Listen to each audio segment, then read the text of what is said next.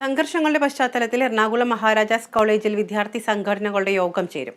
ഇതിനുശേഷമാകും college തുറന്ന് പ്രവർത്തിക്കുന്ന കാര്യത്തിൽ തീരുമാനമാവുക. അതേസമയം ക്യാമ്പസിൽ കടുത്ത നിയന്ത്രണങ്ങൾ ഏർപ്പെടുത്താൻ കഴിഞ്ഞ ദിവസം ചേർന്ന PTA യോഗം തീരുമാനിച്ചിരുന്നു. വിവരങ്ങളുമായി AT അശ്വതിയുണ്ട്.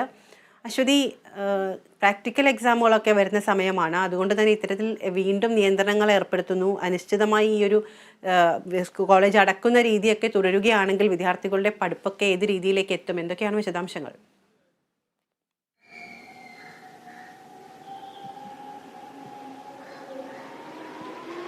നിരവധി കാര്യങ്ങൾ തീരുമാനിച്ചിട്ടുണ്ട്. അതിൽ ഏറ്റവും പ്രധാനപ്പെട്ടത് 6 മണിക്ക് ശേഷം ക്യാമ്പസിനകത്തേക്ക് വിദ്യാർത്ഥികളെ പെർമിഷൻ ഇല്ലാതെ കയറ്റേണ്ടതില്ല എന്നതാണ്.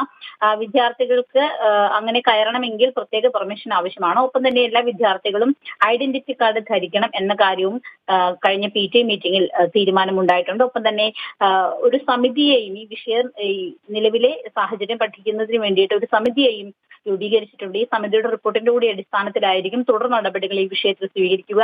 നിലവിൽ PTA കടുത്ത നിയന്ത്രണങ്ങൾ ഏർപ്പെടുത്തണം, ക്യാമ്പസിനുള്ളിൽ നിയന്ത്രണങ്ങളും ഏർപ്പെടുത്തണം എന്ന ഒരു തീരുമാനത്തിലാണ് PTA എത്തിയിരിക്കുന്നത്.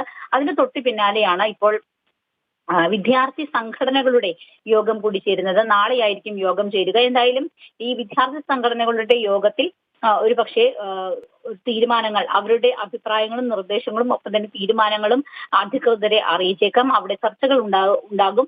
അതിനുശേഷമായിരിക്കും ഈ കോളേജ് ക്യാമ്പസ് തുറക്കുന്നതുമായി ബന്ധപ്പെട്ട കാര്യത്തിൽ ഒരു അന്തിമ തീരുമാനം ഉണ്ടാവുക. എന്തായാലും ഇന്ന് ഫ്രറ്റേണിറ്റിയുടെ ഒരു പ്രസ് മീറ്റും അവർ പറഞ്ഞിട്ടുണ്ട്. അവരുടെ നിലപാട് ഒരുപക്ഷെ ഇന്ന് ഫ്രറ്റേണിറ്റി പ്രവർത്തകർ അവരുടെ നിലപാട് ഇന്ന് വ്യക്തമാക്കുന്നതായിരിക്കും. വിദ്യ.